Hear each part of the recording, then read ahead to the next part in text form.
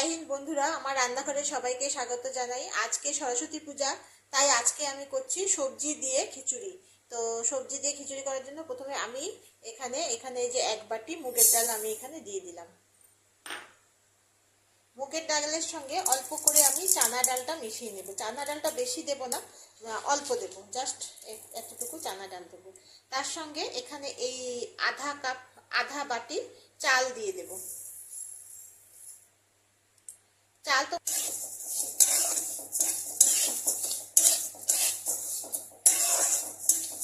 খিচুড়ি মাত্রাটা হচ্ছে যতখানি ডাল হবে তার ঠিক আধা মতো চাল লাগে নিতে, তাহলে খিচুড়িটা খুব সুন্দর হয়, খেতে সুন্দর টেস্ট হয়।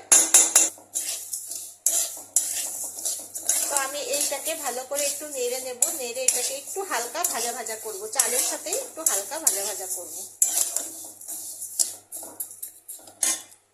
আঁচটাকে একদম বাড়িয়ে দেব, বাড়িয়ে দিয়ে কন্টিনিউ এটাকে একটু নাড়তে থাকবো যাতে এটা তলায় লেগে না যায়। একটু পুড়ে গেলে কিন্তু খুব খারাপ হয়ে যাবে, এই জন্য কন্টিনিউ এভাবে নাড়তে হবে।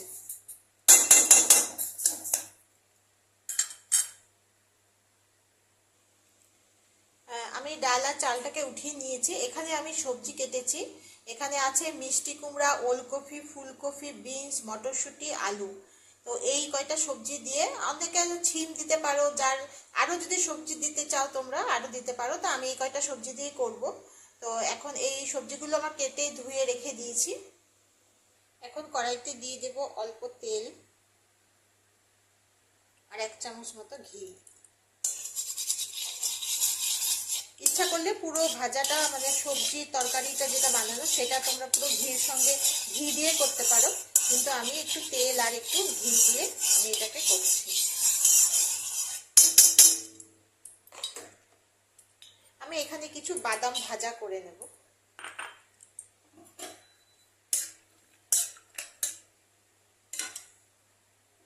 বাদামগুলোকে ভেজে উঠিয়ে নিয়েছি। এখন দিয়ে দেব অল্প করে জিরা ফোড়ন,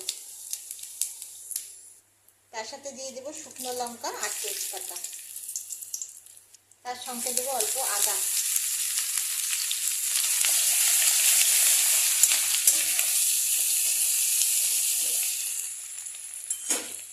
তার সঙ্গে এখানে সবজিগুলো দিয়ে দেবো।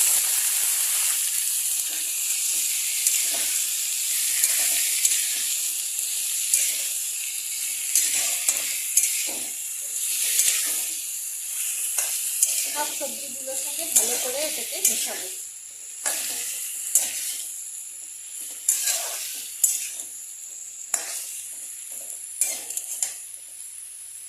লবণটা দিয়ে দেবো একবারে পরিমাণ মতো, হলুদ, জিরার গুঁড়া, লঙ্কার গুঁড়া, সবগুলোকে এখন ভালো করে মিশিয়ে নেব। আঁচটাকে একদম বাড়িয়ে দেবো।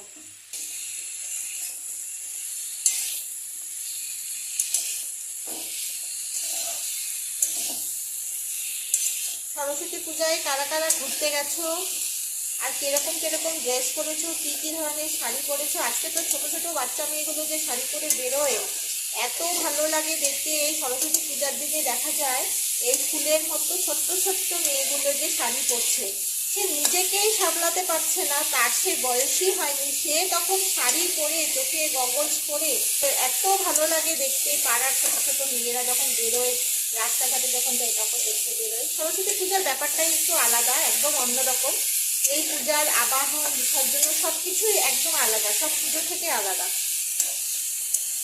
তো ভীষণভাবে সরস্বতী পূজাটা আমি এনজয় করি, প্রথম থেকেই করে আসছি, ছোট থেকেই করে এসছি। সেই পাড়াতে পুজো হতো ছোটবেলায়, সেই পাড়াতে সবাই মিলে ছোট ছোট মেয়েরা সব একসঙ্গে হয়ে শাড়ি পরে ঘুরতে যেতাম। আমরা সারা পাড়া ধরে ঘুরতাম, এদিক ওদিক যেতাম শাড়ি পরে, শাড়ি পরে মাদের শাড়ি নিয়ে তখন পরতাম।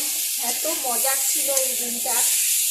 তো আজকের এই আমাদের ওই সময়টা আজকের জেনারেশনের ছোট ছোট ছেলেমেয়েরা তারা সেটা উপভোগ করছে এবং সুন্দরভাবেই পালন করছে।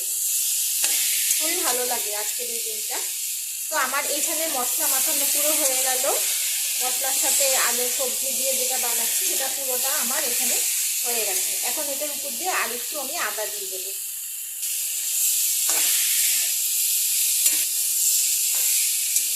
আমি এখন এখান থেকে ফুলকপি আর মিষ্টি কুমড়াটাকে একটু সরিয়ে রাখবো, ওগুলোকে পরে দেবো, নাহলে গলে গেলে খেতে ভালো লাগে না। গোটা গোটা ফুলকপিগুলো যদি পরে খাওয়ার সময় খেতে ভালো লাগে। তো আমি এখন এগুলোকে একটু সরিয়ে রাখি। চালগুলো আমি দিয়ে দিয়েছি, এখন চাল দিয়ে এটাকে ভালো করে এটাকে মিক্স করবো।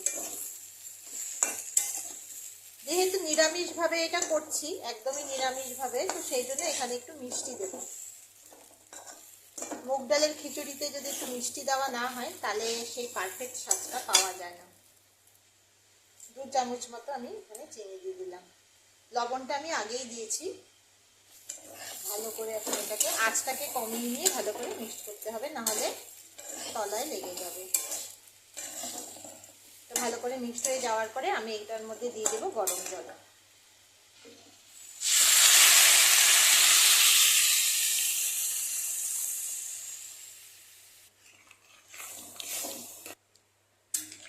জলটা আমি পরিমাণ মতো দিয়ে দিয়েছি, এখন এটাকে আমি ঢাকা দিয়ে হতে দেবো।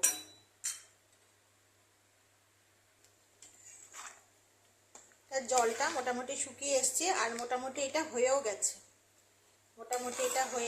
এখন আমি এটা আরেকটু হবে, সেই জন্য আমি এখন এটার মধ্যে মিষ্টি কুমড়া আর ফুলকপিটা দিয়ে দিচ্ছি। আর এখানে বাদামগুলোকে একটু ভেঙে রেখেছি, একদম মিহি করিনি, জাস্ট হালকা হালকা ভেঙে রেখে দিয়েছি, তাই এটা এখন আমি উপর দিয়ে দিয়ে দেবো।